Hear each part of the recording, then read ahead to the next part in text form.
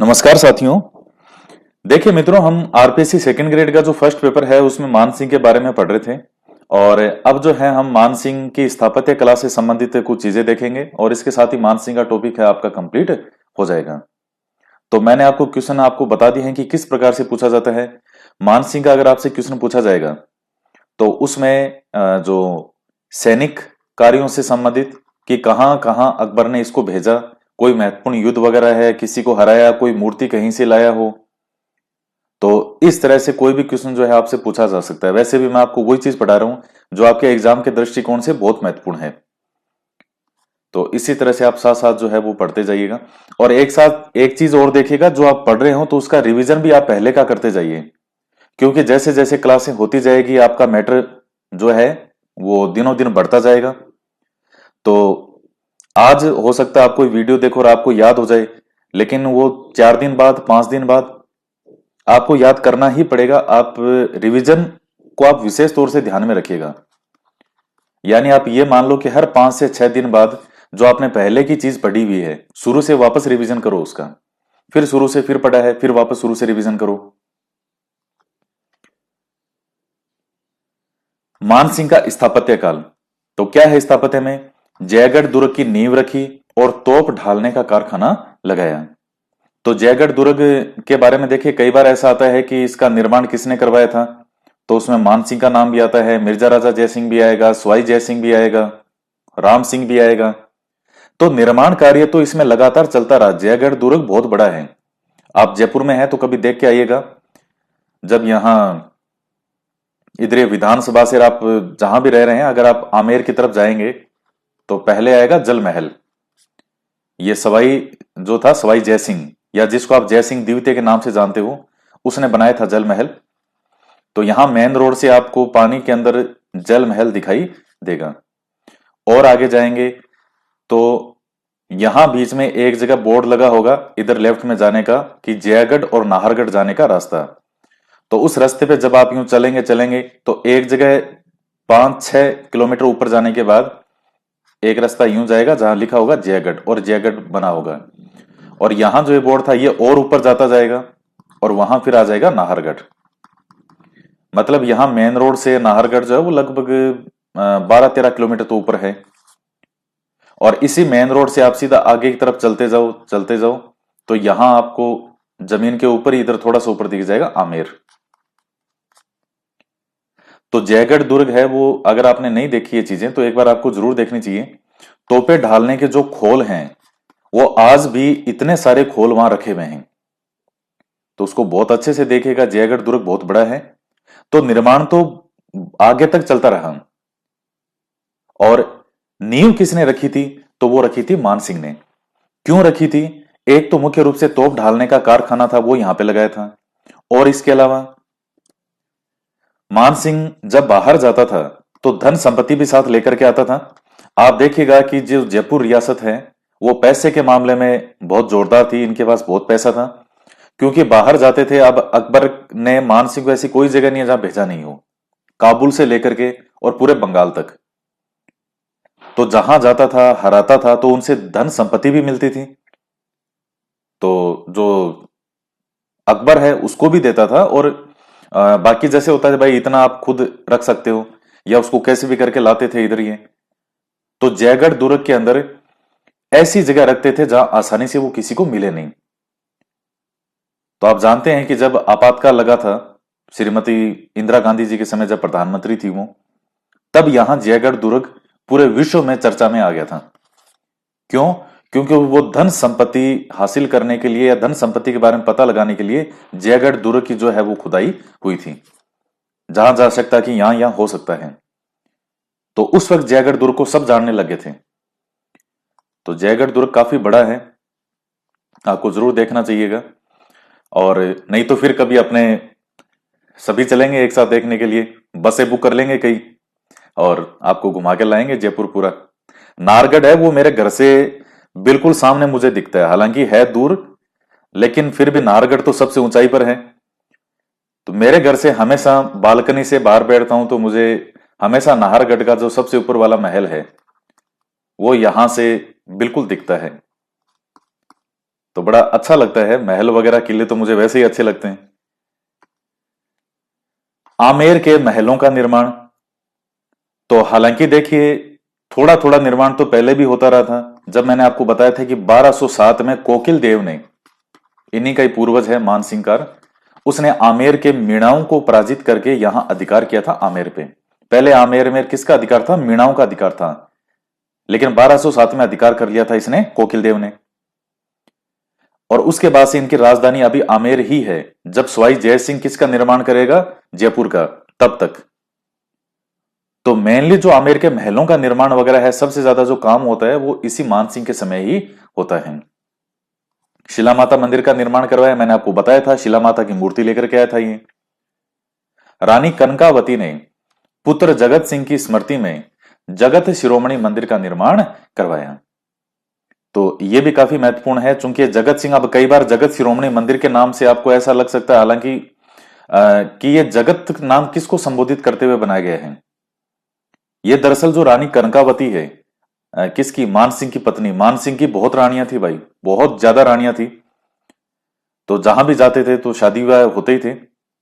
तो कनकावती ने अपने बेटे जगत सिंह, जो कि मैंने आपको बताया था कि मान सिंह का सबसे प्रिय बेटा था, जिसकी उधर बंगाल साइड में उधर कहीं मौत हो गई थी, और सबसे ज्यादा चोट मान सिंह को उसी चीज से लगी थी कि मेरा सबसे प्रिय बेटा मारा गया। तो उसकी याद के तौर पर यह जगत शिरोमणि मंदिर का निर्माण करवाया था। यह भी आपको आमेर के कोई अंदर ऐसा नहीं है, यह जो आमेर का किला बना हुआ है, इस किले की तरफ, पीछे की तरफ, यहां जो कुछ पहले के निर्माण काल हैं, ये मान सिंह के समय के, उस टाइम के।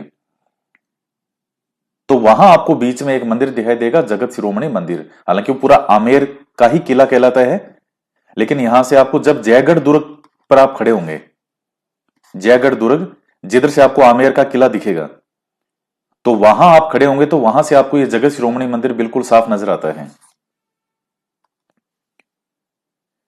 इसमें मीराबाई द्वारा पूजा की जाने वाली मूर्ति स्थापित है।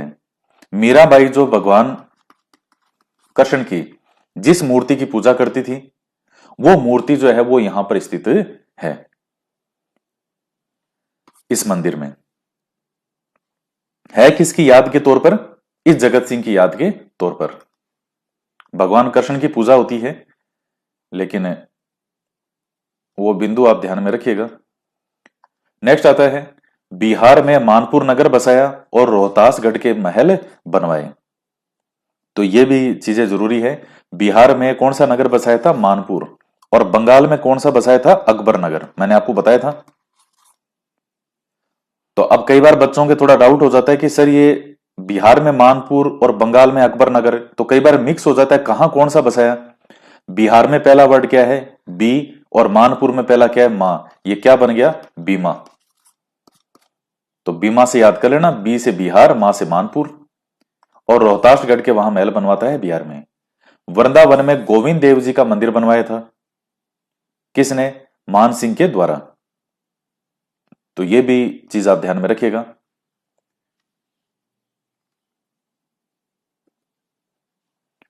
और इसके फिर कुछ विद्वानों के नाम हैं। एक तो राय मुरारी दास, तो इसने कौन सा ग्रंथ लिखा था? मान प्रकाश, ये ध्यान में रखिएगा। एक था दलपतराज, इसने लिखा था पत्र प्रशस्ति। जगन्नाथ मानसिंह कीर्ति मुक्तावली। एक पुंडरीक विठल था, इसने राग मंजरी, राग चंद्रोदय, नर्तन निर्णय और रागमाला, ये ग्रंथ लिखे थे। इनमें पुंडरीक विठल जो है वो सबसे ज्यादा महत्वपूर्ण है। और जो संत थे दादू दयाल जी, हमें जब लोक देवता, देवियां और संत और संप्रदाय पढ़ेंगे तब आएगा दादू दयाल जी के बारे में। तो इनका जो ग्रंथ है वाणी, उसकी रचना इसी समय की गई थी, मानसिंह के समय, यानी आप यूं कह सकते हो अकबर के समय। और अकबर की फतेहपुर सीकरी में भगवंत दास की मदद से, यानी मानसिंह का जो पापा था, उसकी मदद से यहां दादू दयाल की मुलाकात हुई थी अकबर से फतेहपुर सीकरी में। तो वो भी कई बार आ जाता है क्वेश्चन। तो राय मुरारी दास ने कौन सा ग्रंथ लिखा था? मान प्रकाश। दलपत राज ने लिखा था पत्र प्रशस्ति। जगन्नाथ ने लिखा था मानसिंह कीर्ति मुक्तावली। पुंडरीक विठल का सबसे ज्यादा महत्वपूर्ण है राग मंजरी, नर्तन निर्णय, रागमाला और राग चंद्रोदय। तो ये कई महत्वपूर्ण चीजें हैं, आप ध्यान रखिएगा। और मान सिंह के बारे में आपको बता चुका हूं कि सारे जो इतिहासकार हैं वो मान सिंह की बहुत तारीफ करते हैं, मान सिंह की सूझबूझ की। और जैसे मान लीजिए अकबर के लिए बहुत ज्यादा क्या था, स्वामी भगत था। और अकबर ने जब दीन ए इलाही धर्म चलाया था कि भाई कोई भी इसको मान सकता है, तो जब यानी एक तरह से दीन ए इलाही धर्म मान लीजिए कोई भी व्यक्ति इसको मान सकता है, सभी के लिए एक धर्म। तो उसमें मान सिंह को अकबर ने बोला था कि मान सिंह का जी हुजूर, यार मैंने दीन ए इलाही धर्म चलाया है। का अच्छा, तो यार तू मान लेना इसको कि मैं आज से ये धर्म ग्रहण करता हूं। मान सिंह ने कहा देखो बॉस, बाकी सब ठीक है, मैं आपके लिए स्वामी भगत हूं, जहां भेजो वहां मैं जाके आया हूं, इतने मैंने युद्ध किए हैं, लेकिन ये धर्म वरम बदलने की बात मत करना। आपने भले ही कितना ही अच्छा धर्म चलाया हो, लेकिन मेरा जो धर्म है मैं उसी में खुश हूं, और मुझे कोई भी धर्म परिवर्तन करने की आवश्यकता नहीं है। ये दीन इलाही कोई वैसा धर्म नहीं है कि तू अकबर ने मुस्लिम धर्म चला लिया कि तू नहीं तो मुस्लिम में कन्वर्ट हो जा, ऐसा नहीं। दीन इलाही धर्म था सभी के लिए, एक प्यार मोहब्बत का धर्म कि कोई भी आए और स्वीकार कर सकता है। लेकिन ये प्लानिंग सक्सेस हुई नहीं अकबर की, तो कोई इसमें सफलता ऐसी नहीं मिली कि उसने कहा भाई आकर के एक ऐसा धर्म बनाना चाहता हूं जहां हर धर्म के लोग हों। तो मान सिंह ने यहां हाथ जोड़ दिए थे कि साहब देखो बाकी सब ठीक है, आपकी हर बात मानता हूं, पर इसका मतलब यह भी नहीं कि आप मेरा जो धर्म है उसी पर ही कहोगे कि नहीं नहीं यार तू ये मान ले तू। तो अकबर ने भी उसको फोर्स नहीं किया कि नहीं नहीं तेरे को मानना ही पड़ेगा। तो ये आप देख सकते हैं कि मान सिंह बहुगुणी व्यक्ति था जिसमें बहुत सारे गुण थे। और बस ये मेन मेन चीजों थी मान सिंह के बारे में, वो मैं आपको सारी बता चुका हूं। तो मान सिंह के बारे में अगर कोई क्वेश्चन पूछा जाएगा आपसे, जहां तक मेरा अंदाजा है 90% तक ये चांस है कि मैंने जो आपको पढ़ाया इसमें से ही क्वेश्चन आपके मान सिंह से संदर्भित आ जाएगा। बाकी तो फिर 10% तो कोई ऐसा हो ही नहीं सकता ना, कि नहीं इससे बाहर तो आ ही नहीं सकता। बड़ी से बड़े ग्रंथ है, किताब है। अब मान लो किसी इतिहासकार के पास पेपर बनवाया, अब जैसे मान लो मेरे पास अलग से आमेर का इतिहास है पूरा, अलग से गौरी शंकर ओझा का अलग से आमेर का इतिहास है, उन्होंने तो पूरे राजस्थान पे लिखा है, मेवाड़ का इतिहास रामेर। अब मैं आमेर के पर्टिकुलर आमेर के इतिहास को खोलूं और उसमें से एक क्वेश्चन आपको निकाल के दे दूं, वो आपको कहीं नहीं मिलेगा। मार्केट की किसी भी किताब ढूंढ लेना, कहीं नहीं मिलेगा। वो पर्टिकुलर एक राजवंश का इतिहास आ गया तो वो तो खूब बड़ा होगा डिटेल में, तो फिर वो क्वेश्चन किसी को नहीं मिलता। कई बार एग्जामिनर क्या करता है, कोई क्वेश्चन देता ही इसलिए है कि वो किसी को नहीं है। तो बिल्कुल हट करके जो आपने दूर दूर तक सुना ही नहीं हो, ऐसे क्वेश्चन कोई आपका सिलेक्शन नहीं करवाते हैं। वो नुकसान भले ही करवा देंगे कि माइनस मार्किंग आ जाओगे। अब जैसे मान लो मैं 100 क्वेश्चन का अगर पेपर बनाऊं, मैं उसमें एक क्वेश्चन ऐसा दे दूं जो मैंने आज तक कहीं नहीं पढ़ा है, और आपको भी वो कभी मिलेगा भी नहीं, आप कितनी किताबें ढूंढ लेना। तो ये इस तरह से एक एग्जामिनर कभी इक्का दुक्का क्वेश्चन अगर ऐसा बनाता है तो उसकी कोई टेंशन लेने की आवश्यकता नहीं है। अब जैसे मान लो सहयोगकर्ता की बात करें, जैसे मैंने आपको बताया हल्दी घाटी का युद्ध, कि महाराणा प्रताप का सहयोग करने वाले कौन थे और अकबर की तरफ कौन थे। अब आप देखते हैं कि जो जैसे महाराणा प्रताप है, राणा सांगा है, इनका सहयोग करने वाले हर बार एग्जामिनर एक दो नाम एक्स्ट्रा डाल देता है। अब जितने ऑथेंटिक पुस्तकों में मिलते हैं कितना नाम, वो आपको बता देते हैं, या वो भी आप बुक्स में पढ़ लेते हो। लेकिन अब ऐसा थोड़ी कि अगली बार एग्जामिनर एक नया नाम इसमें जोड़ दिया तो फिर आप पूरी सेना का नाम ही याद करने लग जाओगे कि अच्छा अच्छा ये भी था, ये भी था। ऐसे तो कोई अंत ही नहीं है उस चीज का। कई बार आपके यूं आ जाए जोश में कि मैं पूरी सेना का नाम ही याद कर लूंगा, 5,000 सैनिक थे, मैं कम से कम 2,000 तो याद कर लूंगा, क्या पता कौन सा पूछ ले। परीक्षा पैटर्न को समझना बहुत जरूरी होता है। बहुत ज्यादा पढ़ने से कभी सिलेक्शन नहीं होता है कि मैं बहुत ज्यादा पढ़ लूंगा या अनाप शनाप चीजें पूछूंगा। अब जैसे हुमायूं है, मैं एक बार इंडियन हिस्ट्री पढ़ा रहा था, तो कोई बैच की बात है, ऑफलाइन की, जयपुर की बात है, एक बड़ी काफी बड़ी कोचिंग की बात है, काफी साल हो गए इस बात को। तो हुमायूं के बारे में ये पढ़ते हैं कि भाई वो जो है ये ज्योतिष शास्त्र में बहुत विश्वास करता था हुमायूं, और सातों दिन 7 अलग अलग रंग के कपड़े पहनता था। अब ये इतना लिखा मिलता है। तो एक स्टूडेंट कोई नया कोई आया हुआ था बैच में कि भाई कभी एडमिशन लिया होगा, नया नया कोई सेमिनार वगैरह चलते रहते थे।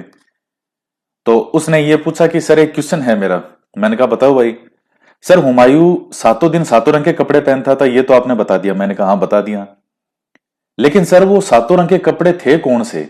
मतलब किस बार को किस बार को कौन सा रंग का कपड़ा पहनता था? मंडे को कौन सा पहनता था? मंगलवार को लाल होता था, पीला होता था, बुधवार को? ये बताओ सर। मैंने उसको बोला भाई ये तो मुझे नहीं आता। तो उसके चेहरे पे वो गर्व का भाव आया कि वाह, मैंने क्वेश्चन पूछा और देखो इनको आया ही नहीं। तो उसके बाद वो उस बैच से वो चला गया कि यार यहां तो संतुष्ट नहीं। वो मुझे कई वर्षों बाद में वो वापस मुझे किसी रीट की तैयारी करता हुआ मिला मुझे। वो बैच तो कोई था स्कूल लेक्चरर का, ऑप्शनल हिस्ट्री का था वो 4-5 साल बाद मुझे वापस कहीं दूसरी कोचिंग में दिखा। और चेहरे जो है मैं कभी नहीं भूलता स्टूडेंट के। आप अगर ऑफलाइन में एक बार मेरे बैच में पढ़ लिए, चाहे आप 200 जनों की भीड़ में बैठे हों और चाहे 400 में बैठे हों, अगर डेली की क्लास 1 घंटे की क्लास इस तरह से क्लास है और 30 दिन भी क्लास मेरी चल गई, भाई बाहर जाते हैं सेमिनार होते हैं 3 से 4 दिन के अंदर। जैसे मान लो जो सिलेबस कोई टॉपिक छोटे होते हैं, अलग जो सब्जेक्ट हैं साइको वगैरह, ये 3 से 4 दिन में कंप्लीट हो जाती है, 10-10 घंटे, और बहुत आराम से पूरी होती है। तो वो एक अलग चीज होती है कि वहां क्लास ही 3 दिन होती है और 400-400-500 स्टूडेंट है, तो वो जो है सबके चेहरे नहीं हो सकते याद। लेकिन किसी ने कोई सवाल पूछ लिया या मैंने किसी से कुछ पूछा, वो मुझे याद रहता है। लेकिन जहां डेली रेगुलर क्लास हो 1 घंटे की, वहां फिर उस क्लास में चाहे 500 स्टूडेंट क्यों ना हो, मैं उनके चेहरे कभी नहीं भूलता, चाहे वो मेरे से 10 साल बाद ही मिले। तो मुझे वो दिख गया था। मैंने कहा कि भाई तुम्हें रीट में सर वो सही मार्गदर्शन नहीं मिला। तो मार्गदर्शन तुमने सही लिया ही नहीं, तुम तो अपनी नया नया कोचिंग करने के लिए आए थे और तुमको लगता है कि टीचर है उसे उठपटांग सवाल पूछो। तो सही मार्गदर्शन का मतलब क्या होता है कि जो टीचर बता रहा है उसको फॉलो करो। तो आप भी इन चक्करों में कहीं मत पड़ जाना कि मैं एक एक चीज याद करके रहूंगा कि हुमायूं सातों दिन कौन से कपड़े पहनता था। मारे जाओगे बुरी तरह एग्जाम में। इसलिए अकॉर्डिंग टू एग्जाम पढ़ना बहुत जरूरी होता है। ज्यादा नॉलेज वालों का नहीं होता, नॉलेज की एक लिमिट होती है कि यहां तक आपको पता होनी चाहिए। एक लिमिटेशन है उसकी कि यहां तक तो आपको पता होनी चाहिए। उसके बाद एक को दिखे 2-4 क्वेश्चन आते हैं, उनसे आपका कोई लेना देना नहीं है और ना ही वो मेरिट बनाने के लिए होते हैं। तो ये मानसिंह वाला जो टॉपिक है, और मुझे पूरी आशा है कि इस बार हजारों की संख्या में विद्यार्थी यहां से सिलेक्ट होंगे। तो आज के वीडियो में इतना ही। ये मानसिंह वाला टॉपिक आपका कंप्लीट होता है और बाकी आगे और जो है वो हम नेक्स्ट वीडियो में कोई नेक्स्ट टॉपिक के बारे में बात करेंगे। तो मिलते हैं। जय हिंद, जय भारत।